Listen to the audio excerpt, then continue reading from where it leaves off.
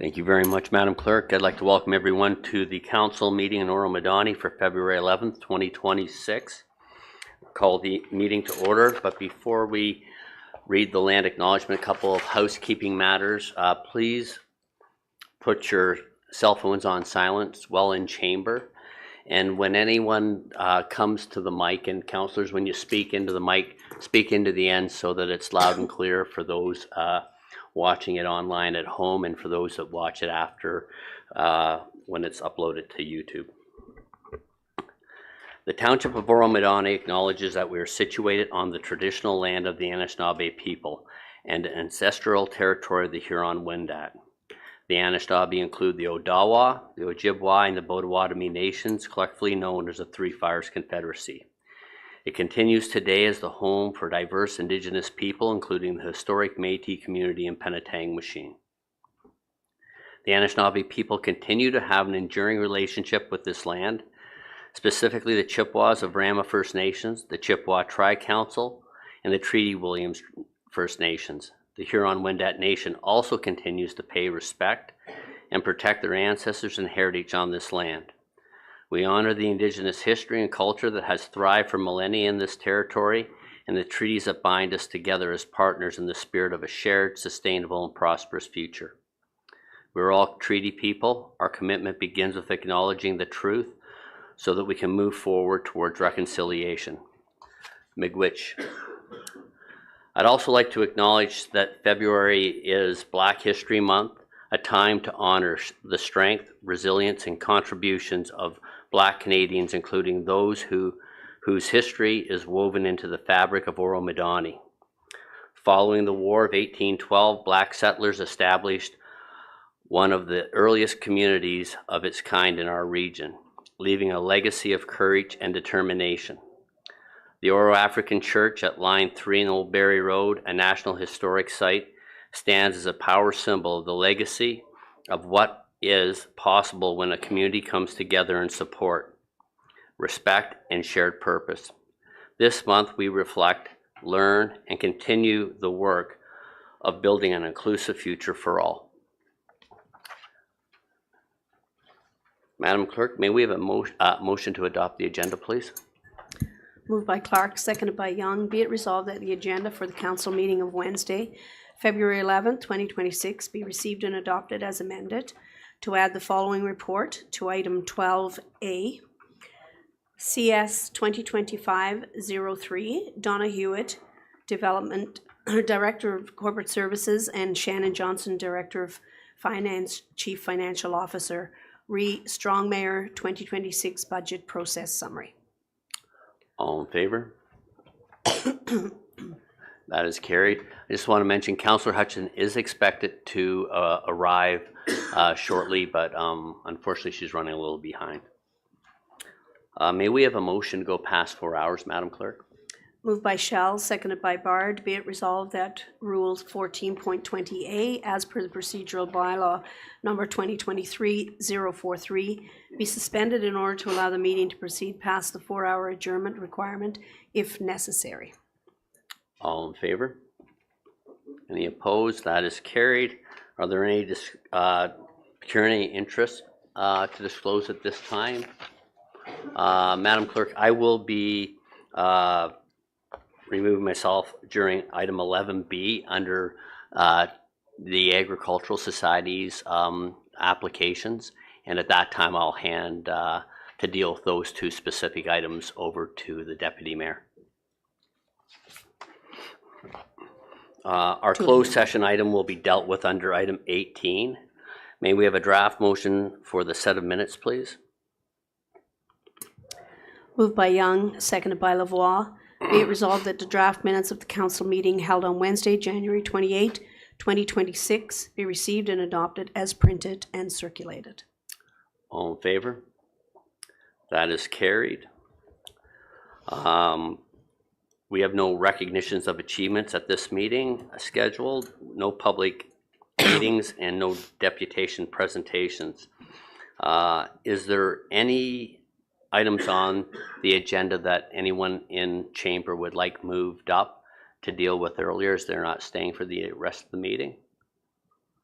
Seeing none, we're now at item 10, open forum. Madam Clerk, do we have anyone registered to speak in open forum? No, Mr. Mayor, we do not. Okay. I will ask members in chamber, is anyone wish to speak to any items on the agenda today in open forum? Seeing none, then we will move on to item 11, reports of municipal officers for action. Item 11A, may we have a draft motion, Madam Clerk? Moved by Lavoie, seconded by Shell.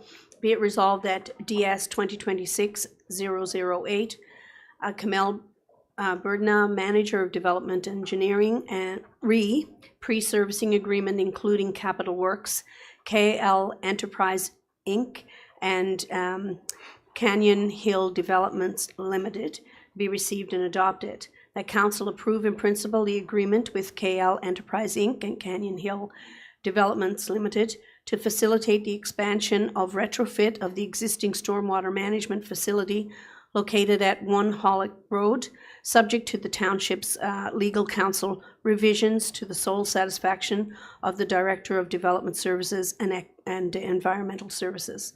And that council delegate authority to the CAO to be authorized to execute this agreement upon completing all prerequisites as noted in DS 2026-008.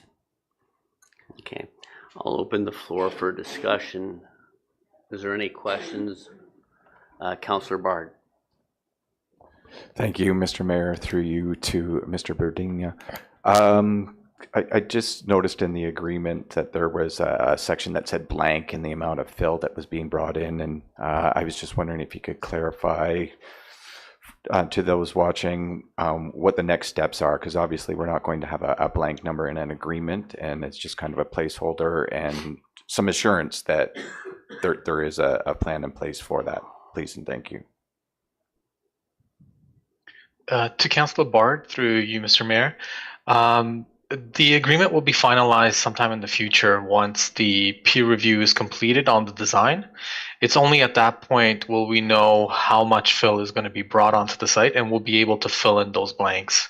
So this will be inclusive of fill being removed off the site, such as exceedances and topsoil that would be reused, and fill that will be brought to the site that is good fill for foundations, etc., of buildings that would be built. But that's to be determined. Okay. Is there any other questions in regards to this item? Seeing none, I'll call the vote. All in favor? That is carried. We're now at item 11B. We will segregate this as we discuss in, as I have a conflict with two applications within it. So this is, I just want to explain, okay, how we'll handle this. So this is the deal with the grants and subsidies application of the 2026 budget. We will address each application on the spreadsheet for an amount to be entered into the 2026 allocation amount column. Staff will present the spreadsheet on the screen and enter the amounts. Council is outlined in the 2026 recalibration. The grant subsidies have a budget of $44,000 and a request of almost $188,000. Understanding the pressures in the budget and that the community of Oro-Medonte is actively involved as volunteers and in fundraising, I would like to propose not advancing any new funding and considering the same application as provided in 2025 as a starting point. Any changes to increase contribution to an organization would require us to decrease to another or consider a budget amendment. So kind of laying it out in that manner, I'm going to hand it over to Shannon. Ms. Johnson, do you want to continue with this, please? Sure. Thank you, Mayor. We're going to put the grant spreadsheets up on the screen now, and for council to review and look over the past amounts that have been given to the groups that are shown in the left side column. You can see the years, the requested amounts and the approved amounts by council over those same years. And like you said, we have got $44,000 in the budget for 2026 recalibrated budget that needs to be allocated per council's directive. Thank you very much. So council is, from what was laid out, is there any comments that you would like to suggest or recommend? Deputy Mayor Lavoie? Yes, thank you very much, Mr. Mayor. I'm in full agreement with the fact that we should proceed with the same amount as last year. And I'm wondering whether there's a motion to that effect, or are we taking each of these in turn, or should we just simply say that we will move to grant the same amounts this year as we granted last year to the same organizations? I apologize, and I apologize, Ms. Johnson. I give you everything to take care of, but I should have referred that to Dylan. So Dylan, would you like to go ahead, please? That's okay. Thank you, Mr. Mayor. Through you to the Deputy Mayor. So with regards to a particular resolution, I would let the clerk respond to that. But I just wanted to note that we did not receive an application this year from one of the successful applicants last year. So if you'll note, at the bottom of column J, there is $1,017 remaining, essentially. So that amount would be, if you were to use the same distribution as last year, still remaining. So just wanted to highlight that. You'd have $1,017 to still be then distributed if you were using the same numbers as last year. Supplemental? No. Was it item J? Through you. Column J. Okay. Okay. Thank you. Horticultural Society, Agricultural Society. Yes.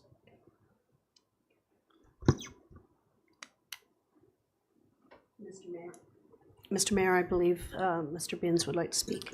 Mr. Binns, please. Thank you, Mayor Greenlaw. Through you to the Deputy Mayor, just to answer the question in terms of how the motion would be structured. It would be a general motion accepting the direction of council through the spreadsheet, with the exception of the grant request J, Oro Agricultural Society, and subsidy request J, Oro Agricultural Society. That would be a separate motion. Councillor Bard. Through you, Mr. Mayor, can I suggest that we take that $1,017 and add it to the Mariposa House Hospice?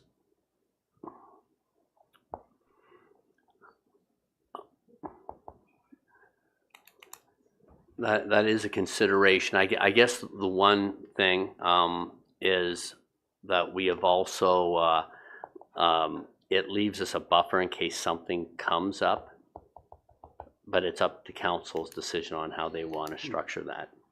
If something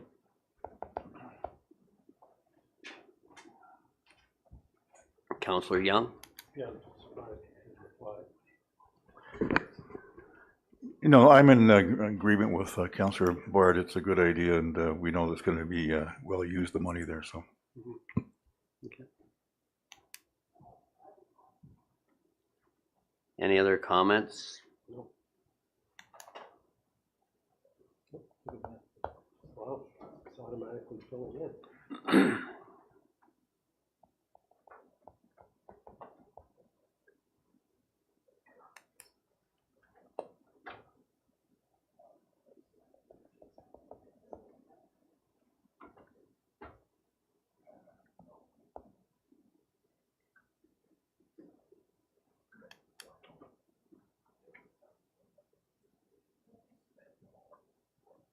At what point do you accuse yourself? Is that? At what point do you I'm going to now. I'm going to do it now, and then you can take over and deal with the if there's anything else that's also say. Seems pretty pro forma at this point. Yeah, Okay. yeah. So Madam Clerk, what I'm going to do is now, so that they can deal with items, if there's any comments or considerations to items J and K, I will recuse myself and hand it over to the deputy. And then when that's concluded, I will come back in. Is that okay? So the main motion. Are the other items going to be voted on first? We can, and then we can deal with the last two after, if that's what you'd like to do. Yeah. Fair enough. Sorry, Deputy Mayor Lavoie. Yeah, except I think insofar as that was not item J the one that did not submit a request for a subsidy or grant. So have we not already de facto dealt with it? We have an accident over here next to me. No, I think he was talking about row J versus item line J. Sorry, Mr. Mayor, if I could, through you to the Deputy Mayor. I'm sorry, just if your question was who didn't, apply this year that was a successful candidate last year with regards to the $1,017, is that your question? Yes, it is. Thank you. That would be Images, Studio Tour, I believe. Thank you very much. That's more helpful Not a to me. Yeah, I think the confusion was Row J. was row J versus row J is what Councillor Bard earlier mentioned. Oh, yeah, my apology, yeah. Sorry, Okay. yeah. It was Yeah, just no to worries. highlight where the number was located there at the bottom, yeah. Yeah. But yeah, Images Studio Tour would be the successful applicant from last year that did not apply this year, thus the remaining balance of the $1,017. Okay. Thank you very much. So Madam Clerk, can we vote on all items and then I will hand the chair over to the deputy to deal with the last two if they want to continue down that same road or adjust? Yes. Would you like me to read the motion, Mr. Mayor? Please. Moved by Bard, seconded by Clark. Be it resolved that the correspondence presented by Dylan Flannery, Director of Operations and Community Services, re 2026 grant subsidy applications be received. That council approve the amounts as outlined at the meeting within the spreadsheet column titled Approval Amount 2026, and the agenda be updated to reflect council's direction with the exception of item 11B, J, and K to be voted on separately. And that the applicants be advised of council's decision under the mayor's and Director of Operations Services signatures. Thank you very much. Heard the motion. I'll call the vote. All in favor? That is carried. And now I'll hand the chair over to the deputy mayor.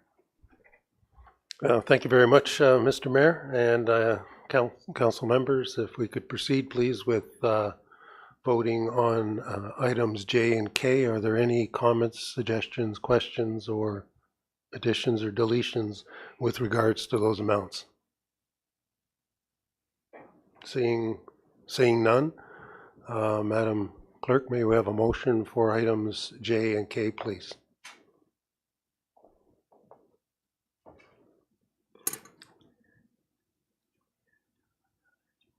No, that's fine. Deputy, the mayor didn't clarify if it was J and K, so we're not certain that it's both.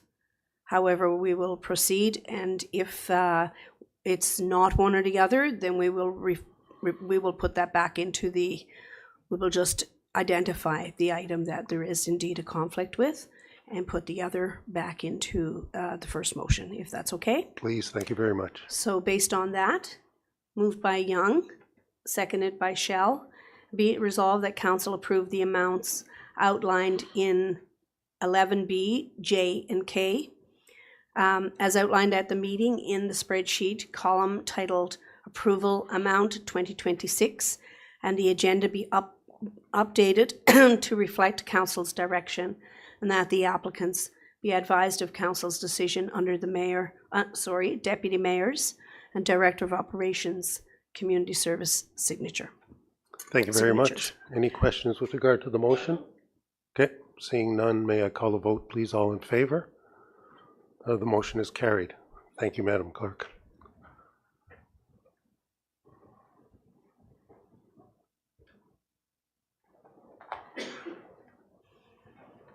So by way of procedure, I'll ask the mayor if. Yes, if- to identify those. Correct. He did identify just 11B.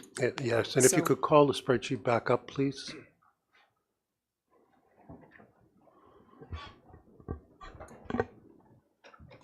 Can we have the spreadsheet back? Oh, okay. Just a question for you, Mr. Mayor, just for point of clarity on the motion. It was the Oro-Agricultural Society and the Oro-Horticultural Society would've were the been- two items. No, my apologies. It would be item C, the Coldwater and District Agricultural Society, and item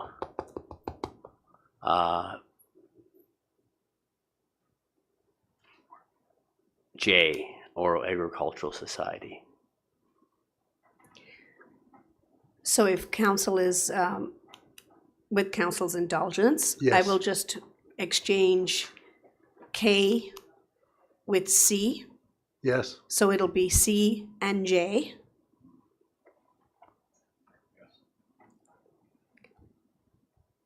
Correct, Mr. Mayor? C, Coldwater and District Agricultural Society, and J, the Oro Agricultural Society. Yes, correct. Okay. all right, thank you very much. Amended. Then with that, do we need to vote again, or we're okay as a friendly amendment? Okay, Oh, sorry, if council is in agreement for the friendly amendment, if you can just, yeah, please. yes, we are. Thank you. Thank you very much, and I return the gavel to the mayor. Thank you very much, Deputy Mayor.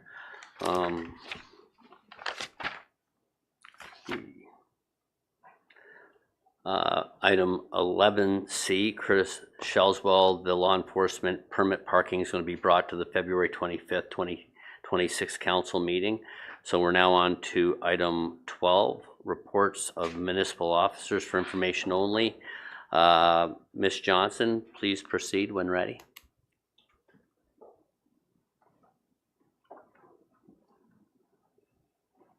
So, thank you, Mayor. Just thank you, Mayor, and members of council and the public. On January 28th, the draft mayor's recalibrated 26 budget was presented to council and the public, and the updated version has been included in today's agenda package. Since that meeting, the presentation has been revised to reflect council's direction to reduce the 2026 capital levy, and we have added 3 reserve slides in response to council's request for expanded reserve information from the years 2019 through to 2023. As a quick process update, at the January 28th meeting, council passed one amendment that reduced the township's 26 capital levy by 2.15% from the original 26 budget.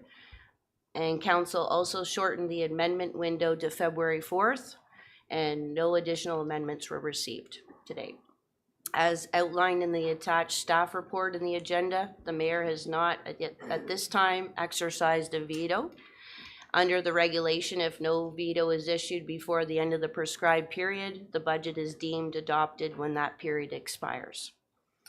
Turning to slides 50 and 51 of our presentation, slide 50 shows the recalibrated 2026 position compared to the original multi-year forecast, which anticipated a blended increase of 3.98% or $40.71 per 100,000 of residential assessment.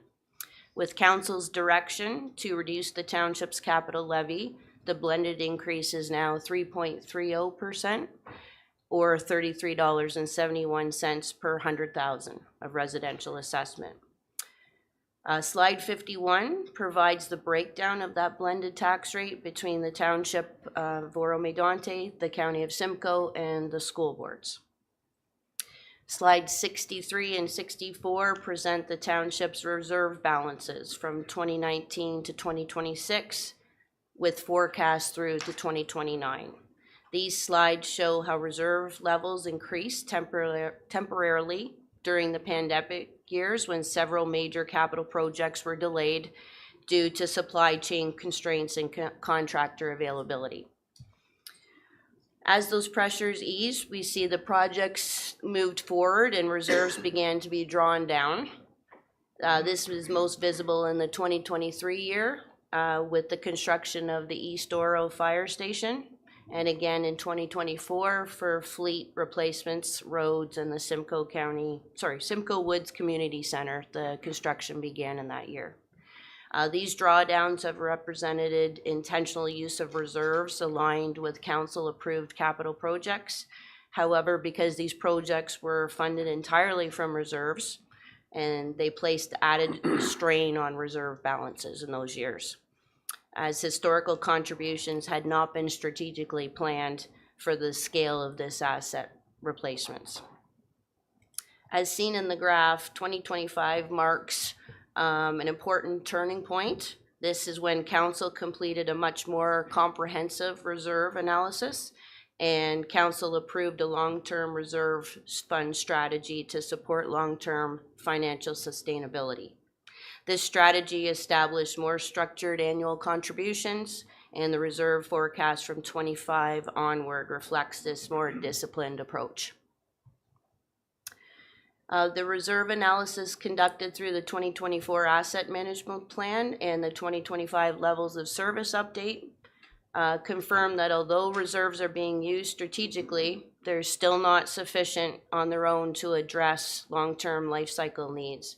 On slide 67, this shows the remaining long-term funding gap, underscoring the importance of completing the long-term financial plan that's budgeted in our capital program in 2026. Slide 65 is another slide we've added. This provides an inflation context. Both the CPI and the non-residential building construction price index have risen substantially since 2019. This is clearly seen in our fleet pricing.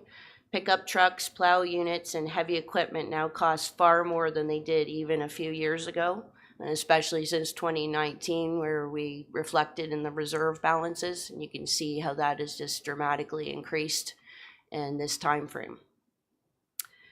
These are economy-wide pressures and not municipally driven, and they directly increase the cost of maintaining our current service levels. So in summary, with the blended impact reduced to 3.30%, and with the clear information on reserve trends and long-term capital pressures, the recalibrated 2026 budget maintains a prudent financial position for the township while we complete the long-term financial plan to address our ongoing life cycle funding needs. Thank you. Thank you very much, Ms. Johnson. Council, any questions or comments for? Okay, Deputy Mayor Lavoie. Yeah, I'd like to again thank financial staff for preparing a very comprehensive budget and analysis of where we've come and where we're going, most importantly. And with that, it'll help form the foundation for the longer term financial plan that is intended to be put forth before council in the near or not too distant future. So thanks again. Thank you. Any other members of council? Okay, well, I would just also like to echo what Deputy Mayor Lavoie said.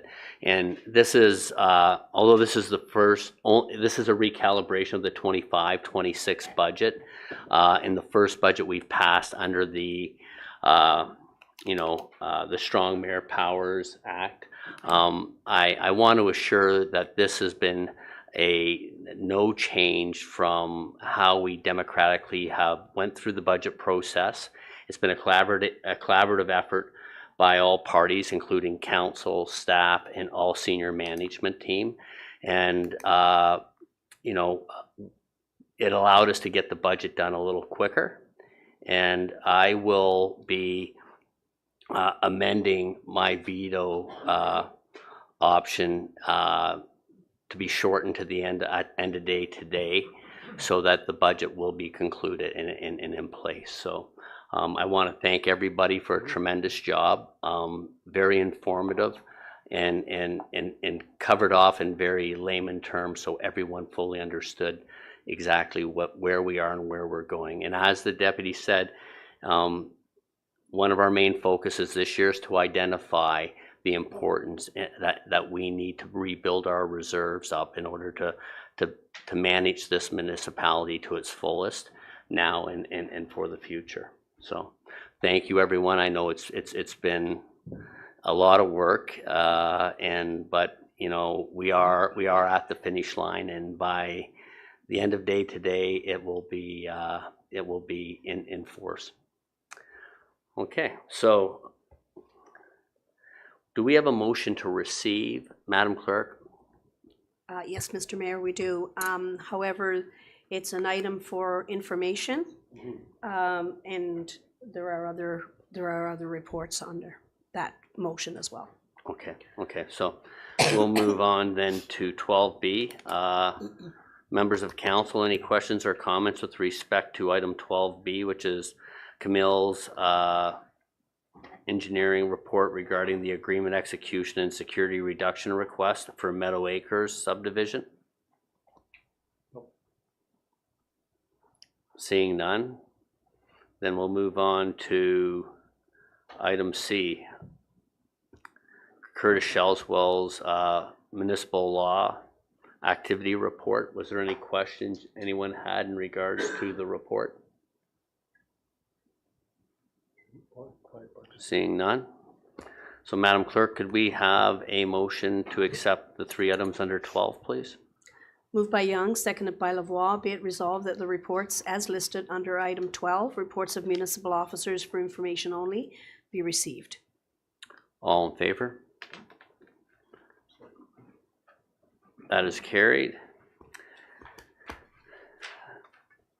So now we're at reports and announcements. Members of council, are there any updates from members of council as township representatives with our partners and agencies? Deputy Mayor Lavoie. Yeah, just a couple of quick ones with regard to the county council held yesterday. So there is an excellent report in the county council agenda with regard to the Simcoe Village Campus project, which is opening in 2027. It's a multi-use residential facility primarily targeted for retired seniors. However, it's a fairly comprehensive facility of $353 million. It's very much on budget. It's a little bit behind schedule. It will open in the first quarter of 2027 as opposed to the fourth quarter of 2026. But it's an excellent review of what the county is doing for the community, and the location of the facility is in Beaton. Also, there's an excellent report on the cooperation of emergency services, private and otherwise, at a private senior citizens facility where there was a structural fire and all of the residents were safely extricated from the building, and they were able to find temporary accommodation for those people. The unfortunate circumstance was responded to very professionally and expeditiously. So that's all I have at the moment. Thank you. Thank you very much, Deputy Mayor. Any other comments from anyone? No? Okay.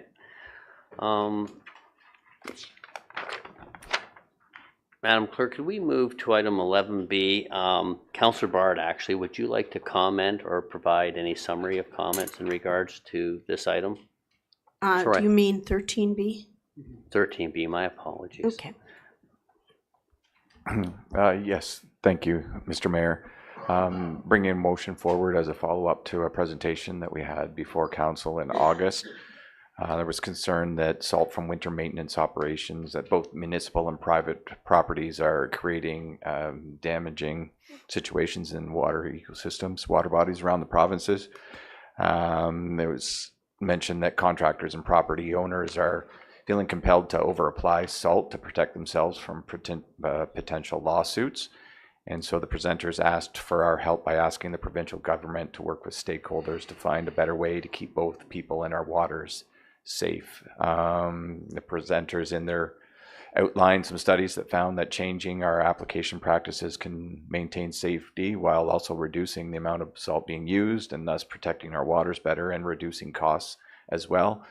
And presenter said that we had winter maintenance contractors and commercial property owners and water quality groups were working together to convince the province to develop a single set of provincially endorsed best management practices for snow and ice management. So although the heaviest salt use is found outside of our township, I feel it's important for us to support those who are working to make this, work together with the province to come up with the standard best management practices. And I'm asking council to support a resolution to support these groups and their work. Thank you very much, Councillor Barton. I agree. I think the main message is quantity is not necessarily resolve the challenge of ice. So more salt on ice isn't necessarily necessary or provide the best traction component. Is there any comments or in regards to this or questions, Deputy Mayor? Yeah, I mean, I'd like simply to comment that we don't value, generally speaking, the ecological and environmental assets that we have in an appropriate way. So when having to reconcile personal injury lawsuits for people slipping and falling in parking lots where there's no juxtaposition against what that costs society in terms of an ever increasing salinity rate in our drinking water or in our lake, or the loss of the ecosystems that those environmental assets represent. So in the absence of that assessment, we are left with doing what we think is morally and ethically correct. And I believe that this is morally and ethically correct. So that was my only response to it. And if there's such a motion, I'm happy to second. Any other? Councillor Schell. Yes, thank you, Mr. Speaker. Just to comment about private homes discharging their water softeners into the ditch. That might be a message for people to have a look at where they're discharging that. Yes. No, very, very good point and valid point. Any other questions or comments in regards to this? Madam Clerk, we have a motion, please. Moved by Bard, seconded by Lavoie. Be it resolved that the correspondence and verbal information presented by Councillor Bard support the need for provincial action on salt pollution from road salt be received and supported, and that staff proceed as directed. Thank you very much. You've heard the motion. I'll call the vote. All in favor? That is carried. Thank you very much for bringing that forward, Councillor Bard. And the next report is by Deputy Mayor Lavoie in regards to reserve fund investment return and reserve fund investment returns. Twice in my notes. Sorry. So, Mr. Deputy Lavoie, would you like to speak to this? Yes, thank you very much. I think in terms of going through and developing the budget, it was identified that there had been a practice for some period of time wherein the returns of the invested funds in the reserve were applied in part, at least, to the operating budget, which depleted the amount of money or the time value of money, so that when it came time to spend money on the projects for which the reserves were being kept, the money was not necessarily all there.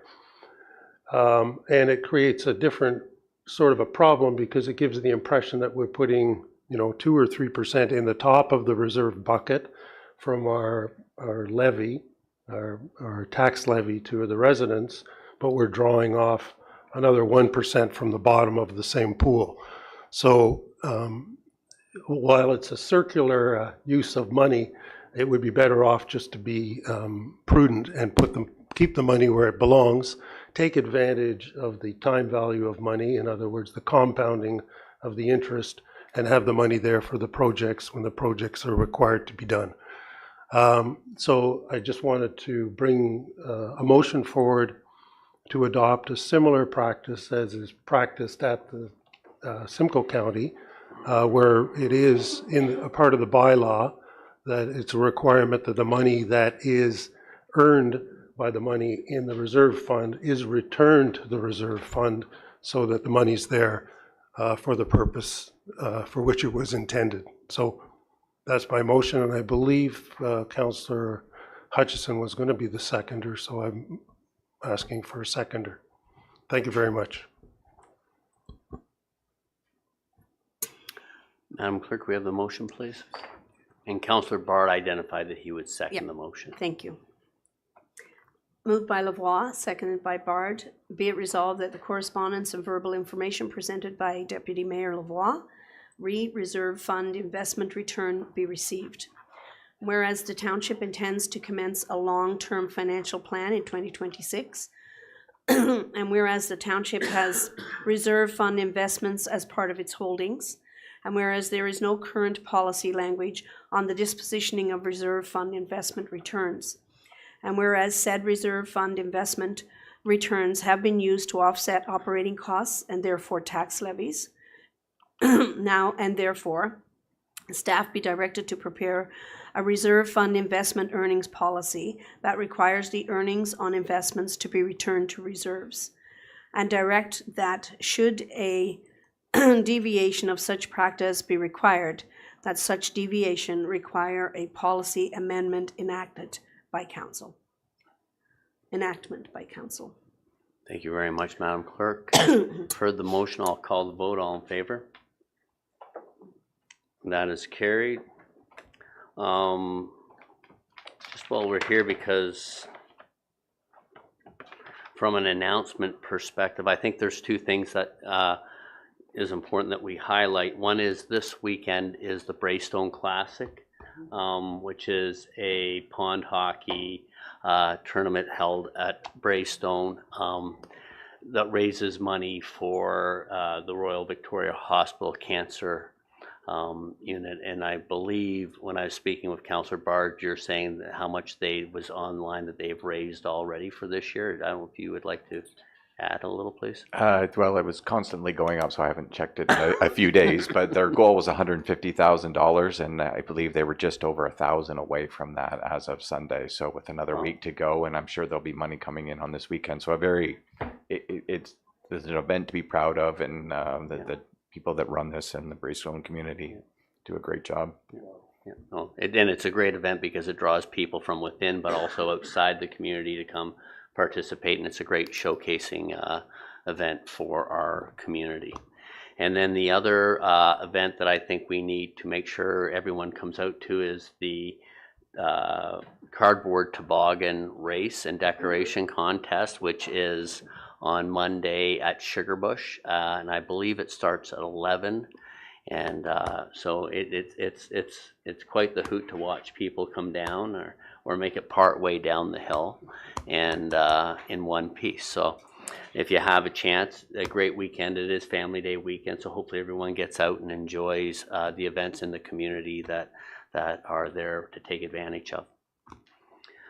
Okay, so Madam Clerk, can we now move on, or do we have no, can we move on to the consent agenda? And is there anything on the consent agenda that anyone would like to have pulled to consider a change to the staff recommendations of the items listed? Seeing none, then I'll ask Madam Clerk if we could have a motion to receive the consent agenda. Moved by Shell, seconded by Young. Be it resolved that the staff recommendations with respect to the items listed under consent agenda correspondence be adopted as printed. All in favor? That is carried. There are no communication petitions under item 15, and there is no notice of motions under item 16. Item 17, may we have a motion for the draft bylaws, Madam Clerk? Moved by Clark, seconded by Bard. Be it resolved that bylaw numbers 2026-018 and 2026-020 be passed in open council on the 11th day of February 2026. All in favor? That is carried. And now can we have a motion to go into closed session, Madam Clerk?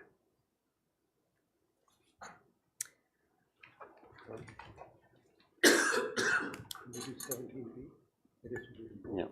Moved by Clark, seconded by Shell.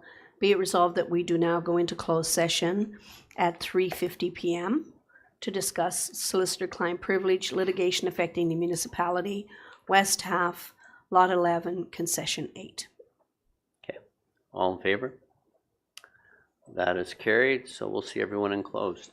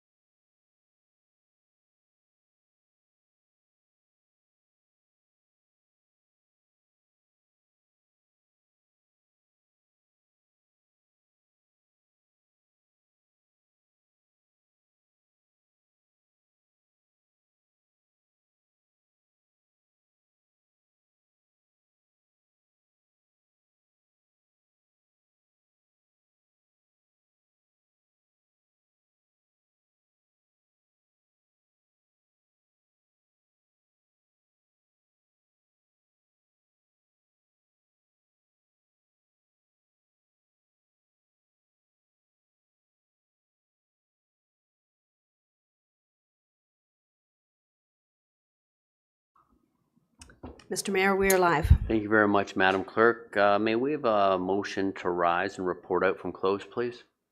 Moved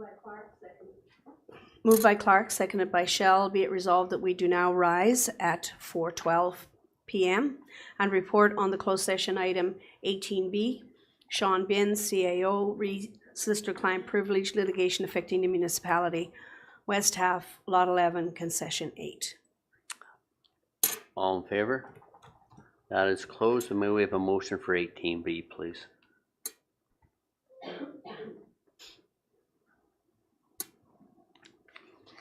Moved by Shell, seconded by Clark. Be it resolved that the confidential correspondence presented by Sean Binns, CAO, solicitor client privilege litigation affecting the municipality, West Half, Lot 11, Concession 8, be received. All in favor? That is carried. And we may have a draft motion for the confirmation bylaw. Moved by Young, seconded by Lavoie. Be it resolved that bylaw number 2026-021, being a bylaw to confirm the proceedings of the council meeting held on Wednesday, February 11, 2026, be passed in open council on the 11th day of February 2026. All in favor? That is carried. May we have a motion to adjourn, please? Moved by Shell, seconded by Lavoie. Be it resolved that we do now adjourn at 4:13. All in favor? That is carried. Everyone have a great day and a great weekend, and enjoy the Family Day weekend.